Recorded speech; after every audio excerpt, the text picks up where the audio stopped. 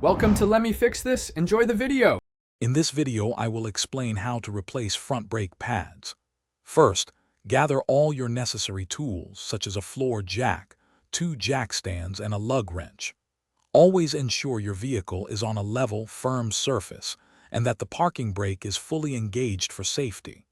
Remember to wear appropriate safety gear, including sturdy gloves and eye protection, throughout the entire process to prevent injury. Next, loosen the lug nuts on the wheel you are working on, then safely raise the vehicle using your jack and secure it firmly with 2 jack stands.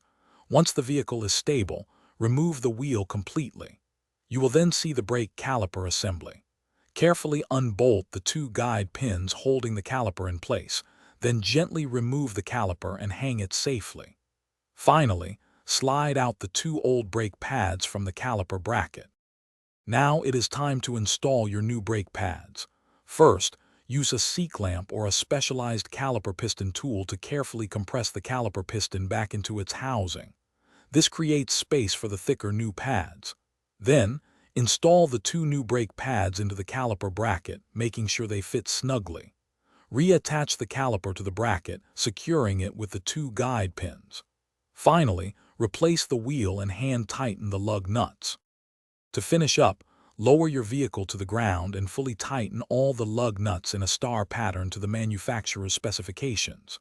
Before driving, pump the brake pedal 3 to 5 times until it feels firm. This seats the new pads against the rotor. Also, check your brake fluid reservoir and add fluid if needed.